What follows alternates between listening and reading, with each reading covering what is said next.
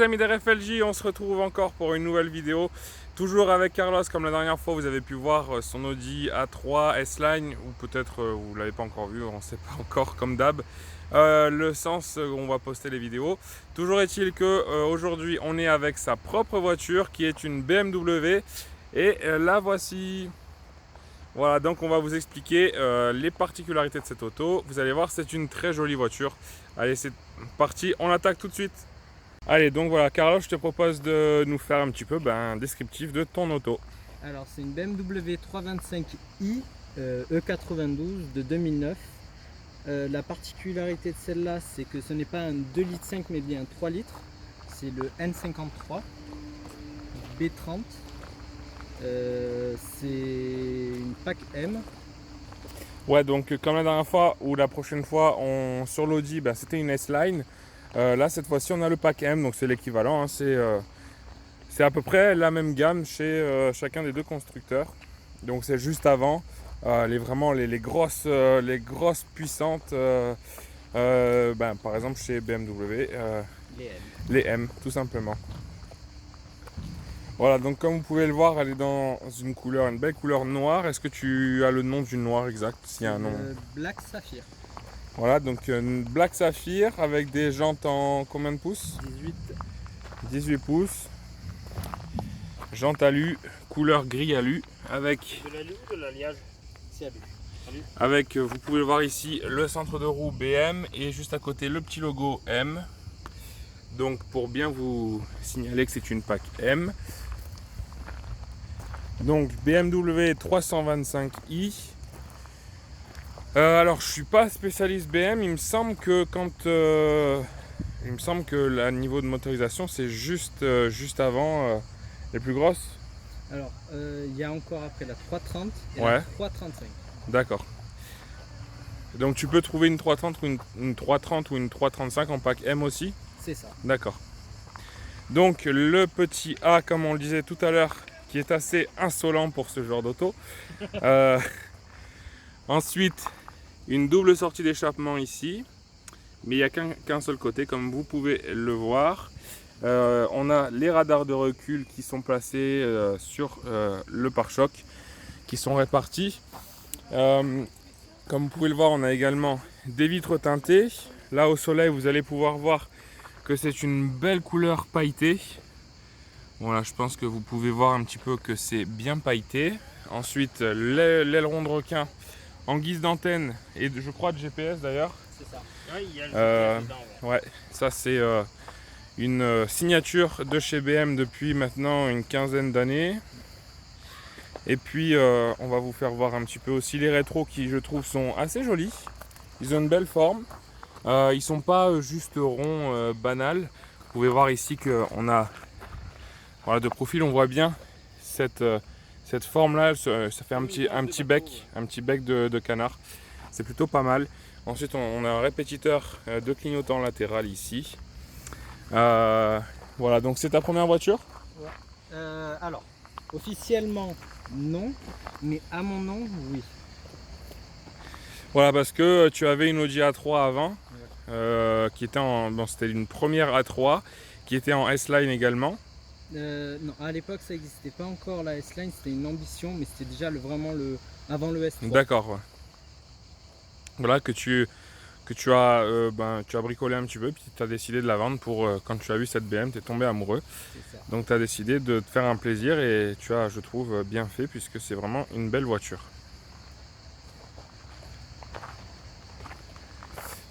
Donc voilà, et puis en ce qui concerne la face avant, on a donc une face avant de BM qui me fait toujours penser à un tigre.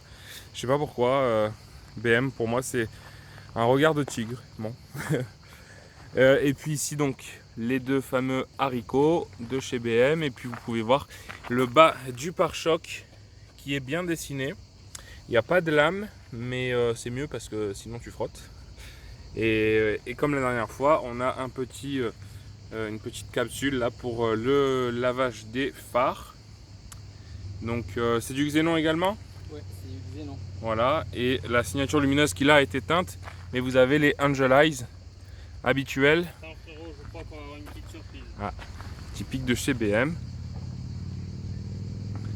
Et là vous les voyez allumés ici. C'est mieux de nuit, mais là c'est pas mal, on peut quand même bien voir. Sur le modèle, la phase 2, ils l'ont mis en blanc. Tu peux te mettre. Je compte pas laisser vraiment au maximum d'origine. Après, ça donne un cachet le jaune.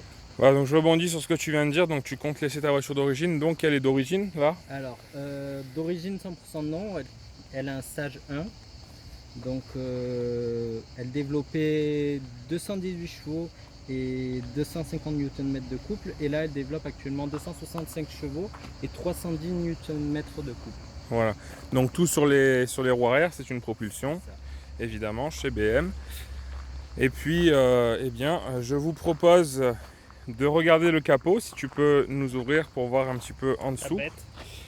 voir le moteur, donc 5 cylindres en ligne. Ah oui, à chaque fois je confonds, à chaque fois je blesse Carlos, je dis une connerie, j'insulte son Ça moteur. m'a fait tiquer aussi. Non, c'est un 6 cylindres en ligne, voilà. Donc vous pouvez voir, Un vérin. voilà, les vérins. Et puis donc là, on va vous faire voir, vous voyez ici les 6 collecteurs d'échappement, le moteur qui va très profondément, quasiment dans l'habitacle, on a l'impression. Alors il n'y va pas puisque vous voyez qu'il y a une grosse partie de cache, mais il est très profond. Je pense qu'il s'arrête vers là. Ouais, ça. De toute façon, la boîte, elle est carrément au cul. On est limite assis dessus sur les passes. Elle est complètement au centre. Ouais. Le pommeau de vitesse est directement relié. Là on a la grosse boîte à air. Ici on a certainement le filtre à huile là, non? Avec le changeur, un échangeur. Donc tu as le liquide de refroidissement et l'huile qui passe ici dedans pour faire chauffer plus vite l'huile. Que la D'accord, voiture puisse Ah ouais. atteindre plus rapidement le... C'est sympa ça. pas mal, ouais.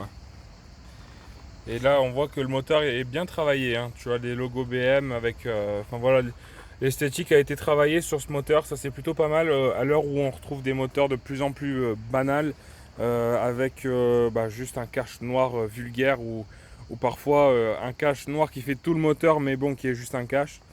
Là on voit quand même bien la bête, on voit, c'est plutôt intéressant. Ici on a le bocal de vase d'expansion. Et puis ici le remplissage du lave-glace, et ici on voit les barres de renforcement du châssis, Il y a intérêt. Hein. les barres de anti-rapprochement, Attention, hein. anti-rapprochement, ouais. Voilà. C'est une belle bête. On va passer tout de suite à l'intérieur. Allez, là on va passer à la partie intérieure. Donc là il y a beaucoup de choses à dire parce qu'il y a pas mal d'options et puis c'est une très belle finition. Donc on va ouvrir la portière conducteur comme d'habitude avec une portière sans montant, et vous pouvez voir ici la cinématique bien connue des portières sans montant, où on a la petite vitre qui va descendre légèrement pour pas frotter avec la carrosserie. Donc en ouvrant la portière, qu'est-ce qu'on y trouve? On y trouve plusieurs matériaux avec du plastique de bonne qualité comme sur l'Audi. Ici on a du tissu, de nouveau du plastique avec ici les commandes de vitres et de rétro, réglage des rétroviseurs. On a sur la partie en moquette, on a ici un haut-parleur, et ici on a la poignée avec la cinématique qui est comme ça, relativement classique, mais une belle poignée bien travaillée encore une fois. Ici on a un premier vide-poche. Avant ça, ici on a une espèce de barrette en plastique mais qui est couleur aluminium. Ça fait un peu effet alu, c'est plutôt pas mal. Et ici on a un deuxième rangement avec une cinématique particulière, c'est-à-dire qu'il faut tirer le petit tiroir vers nous et ça s'ouvre de cette manière avec ici plusieurs rangements. C'est assez sympa. Ouais, c'est pas mal. Tout le monde ne voit pas ce que tu as dedans. C'est original et puis ça prend pas trop de place. Ensuite, on a une belle barrette de seuil d'entrée avec le logo M en plein milieu, une belle barrette aluminium. Et ici vous pouvez voir le siège qui est plutôt pas mal, mi Alcantara, mi tissu, voilà, qui a une belle forme avec des côtés qui sont plutôt bien enveloppants, comme vous pouvez le voir ici. Donc un Alcantara de bonne qualité avec ici une surpiqûre bleue. Donc ça c'est plutôt joli également, plutôt que de mettre une surpiqûre noire classique. Là ils ont voulu travailler un petit peu. Ensuite ici on a le système pour rabattre le siège et accéder aux parties arrière. Donc ça, c'est la petite manette pour faire bouger le dossier. Et ici, si on a besoin, on peut avancer ou reculer le siège. Ensuite ici, on a encore une fois tous les réglages. Réglage de l'assise, réglage du dossier. Et ici, on a des positions de mémoire. C'est-à-dire que si vous êtes deux à utiliser cette voiture, vous et votre femme par exemple, ou vous et votre mari, vous pouvez avoir chacun votre mémoire de position du siège, de façon à ce que vous n'avez pas tous les réglages à faire à chaque fois. Vous avez juste appuyé sur un bouton. Mais ça, je pense, les amis, que vous connaissez le système. Ensuite, Carlos, ici, on a encore une touche. Est-ce que tu pourrais me dire ce que c'est? Alors, c'est pour les côtés du siège. En fait, quand tu appuies vers l'intérieur, tu as un coussin qui gonfle pour venir te serrer contre le siège. D'accord, donc c'est pour régler le côté enveloppant du siège. Voilà. Après aussi, pour revenir aux positions du siège, il y a deux clés qui viennent avec la voiture. Ouais. Donc, tu en as une qui est toute simple, avec rien derrière. Et tu as la deuxième, il y a le logo d'une femme derrière. D'accord. Pourquoi BMW Ah a toujours oui, fait j'ai comme déjà ça. entendu parler de ça. Ouais. Et en fait, quand je verrouille mon véhicule avec celle-ci, et que si tu prends l'autre clé, et que tu as déjà enregistré les paramètres, Ouais. le siège, les rétros, tout se règle à ta taille. Et je crois également, alors corrigez-moi, mais je crois également que cette clé femme, elle bride la voiture. Oui. Ouais. Elle bride la voiture. Elle bride la puissance de la voiture si tu utilises cette clé. Ouais, on n'en parle pas. Hein. C'est un petit peu sexiste. C'est vrai. Ouais, c'est l'homme quoi. Ouais, c'est un petit peu curieux, mais bon, c'est une anecdote assez rigolote quand même. Et je pense que celui qui a inventé ça a eu des ennuis avec sa femme. Alors ici, on a le panel avec le volant. On va vous faire voir mieux de l'autre côté, mais je vais vous faire juste voir ici.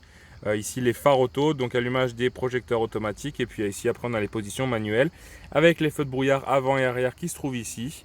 Ensuite, ici, on a le commodo de régulateur limiteur de vitesse. Il y a les deux, hein. Juste régulateur. Et ensuite, ici, on a pour les feux de route, le commodo classique, les clignotants, etc. Comme vous connaissez. On va passer de l'autre côté, comme ça vous pourrez un petit peu mieux voir la belle finition de cette voiture. Donc une voiture qui est intéressante. On n'est pas forcément BMiste ni amateur d'allemande. Alors encore une fois, on aime toutes les voitures, mais c'est vrai que celle-là, je l'aime particulièrement parce qu'elle est plutôt très jolie. Donc là, je vais vous faire voir par exemple quand on veut reculer avec les touches. Voilà, vous voyez. J'appuie sur le bouton et le siège recule électriquement. Voilà, donc on s'installe à bord de cette belle voiture avec un volant, toujours le logo M en dessous, comme sur l'Audi, le logo S-Line qui est en bas du volant. Ici, on a donc toutes les commandes au volant, le Bluetooth, etc. Ensuite, ici, on a la petite encoche pour pouvoir placer la clé, le bouton de démarrage et puis pour couper le moteur. Ici on a un bel écran qu'on vous allumera tout à l'heure. Ici on a encore les deux aérateurs, les feux de détresse. Ici on a le verrouillage, déverrouillage des portières. Et est-ce que tu sais, Carlos, ce que veut dire le DTC? DTC signifie Drive Traction Control. Donc il y a trois modes différents. Donc quand il est activé à 100%, donc le contrôle de traction est toujours là. Quand tu appuies une fois, tu l'actives, c'est pour quand il y a la neige ou le verglas. Donc ça laisse la voiture patiner un peu. Et si tu laisses ton doigt appuyer dessus, ça te désactive complètement tout. Et là tu pars en glisse. Là tu es en mode pro. D'accord, donc ça c'est le système pour un petit peu tout déconnecter les aides. Ensuite ici donc on a le panel de clim automatique. Est-ce qu'elle est Bison? Oui. Voilà, donc clim auto Bison. Ici on a le lecteur CD. DVD. Alors DVD c'est pour le GPS. C'est à l'époque tu peux appuyer dessus, il te sort le CD. Il faudrait que j'achète le nouveau. Donc c'est un CD qui avec une carte enregistrée. C'est ça. C'est super ça. C'est un peu compliqué parce qu'il déconne beaucoup. Ah.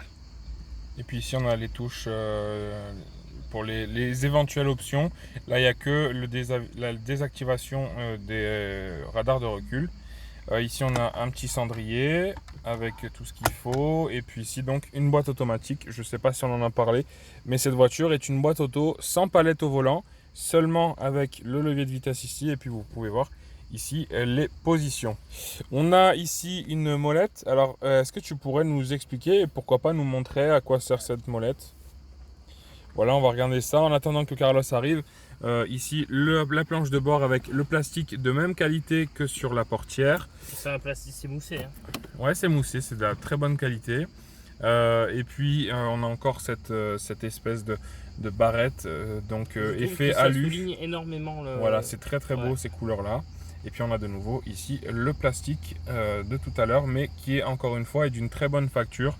Vous voyez, hein, par exemple ici les ajustements sont très propres. C'est droit, c'est nickel chrome. Ouais. Bon, après chez BMW, on n'a plus besoin de vous expliquer, hein, vous connaissez la qualité. Allez, on va passer maintenant donc à ce système de molette.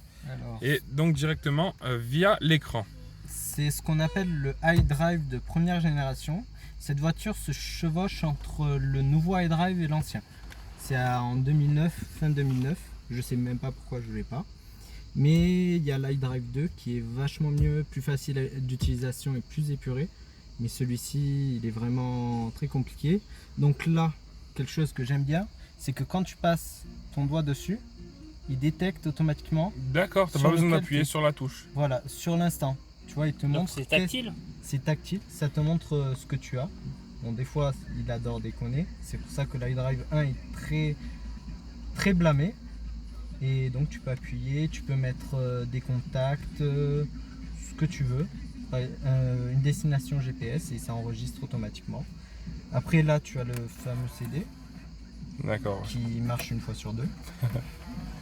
Et ça, c'est la molette de l'iDrive. Donc, tu as la touche menu qui te permet d'accéder à tout ce qui est communication, navigation, audio et la clim. Tu peux la contrôler via l'iDrive. Donc en gros, c'est l'ancêtre des écrans tactiles d'aujourd'hui, quoi. C'est ça.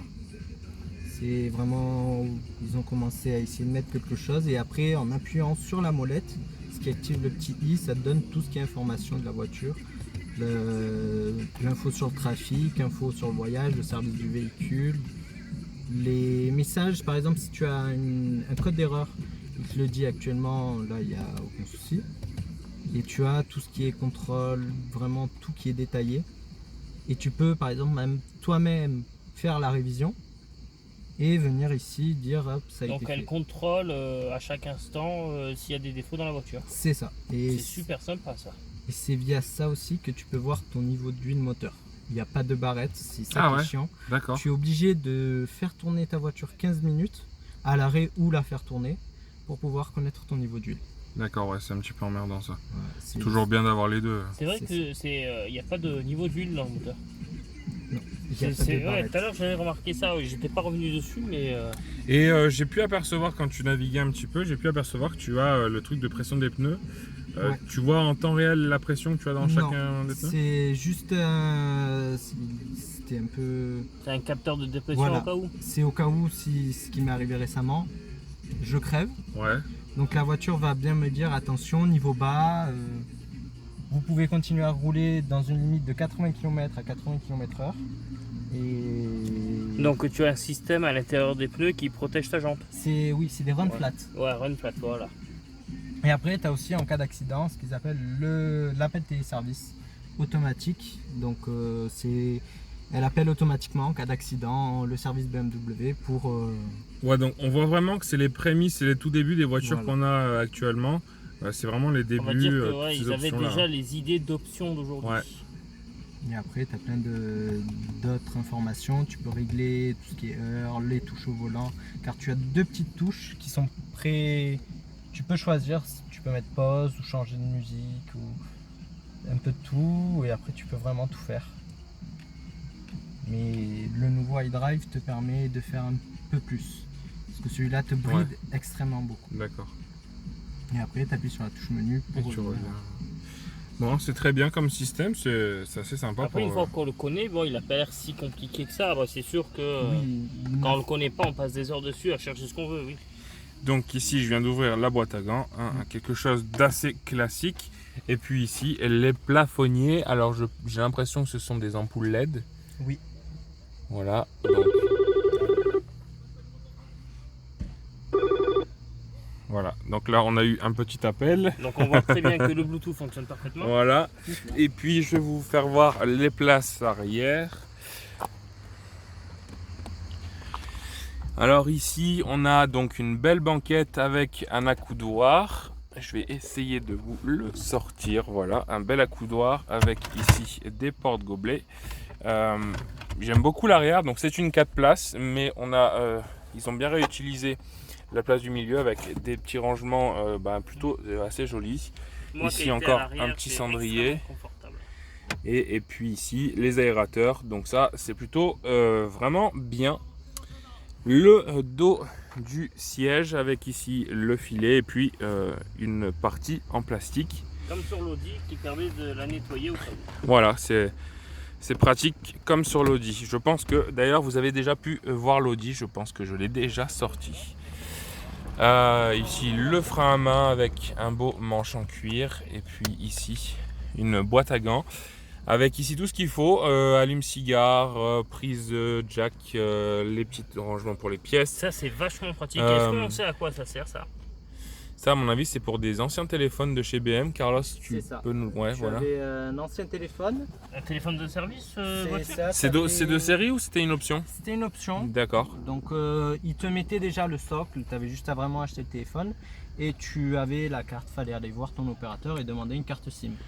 D'accord. Après tu as ceci qui est aussi très sympa, Ouais. c'est qu'elle utilise la clim. Quand tu l'as allumée, tu peux mettre une canette dedans. D'accord, c'est réfrigéré, d'accord.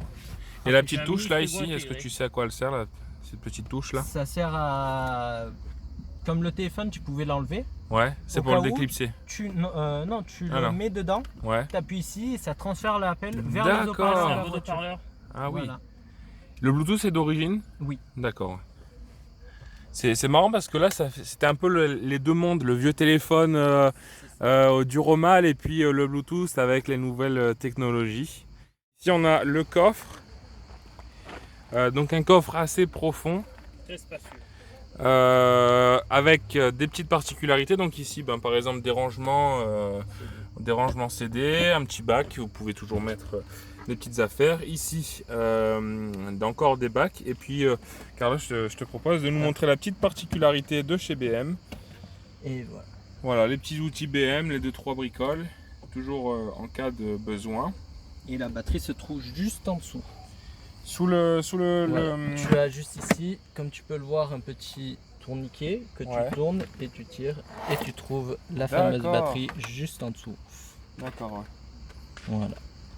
Plutôt plus pratique que dans un moteur ou pas à ton avis? Alors c'est moins pratique dans un moteur car tu es obligé de venir dans le coffre si tu n'as plus de batterie. Il faut prendre la clé, ouvrir. Déjà que c'est pas facile, j'ai essayé moi-même d'ouvrir avec la clé directement, c'est horrible. Tu as des chances de casser ta clé et qu'elle reste dedans. Donc, ouais. Et puis ici, donc si t'as des bagages, encore tu peux sortir. un petit rangement avec Donc tu n'as tout pas ce de qu'il roue de faut. secours? Non, pas de roue de secours. C'est un kit gel. C'est ça. Voilà, et puis particularité aussi, on rabat les sièges d'ici, donc c'est des sièges 1/3 de tiers. Oui, comme sur la 406. Voilà, comme les voitures classiques. Et puis les manettes se trouvent ici. Et ben voilà, écoutez les amis, on va terminer cette vidéo ici. On va vous faire une petite vidéo. Je ne sais pas si je la sortirai dans une semaine ou pas. Enfin une petite vidéo essai routier, comme ça vous allez pouvoir voir parce que là c'est une voiture vraiment intéressante sur la route. On a quelques poneys sous le capot, alors autant les faire Voilà, et courir. puis bon, vu que c'est une propulsion, c'est toujours un peu amusant.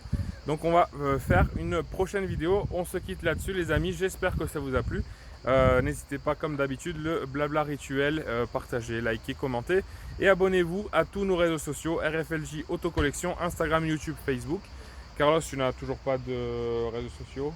Instagram, @cmf355. Voilà, CMF355, je vous l'écrirai dans la description. Voilà les amis, à la prochaine. Ciao, ciao. Ciao.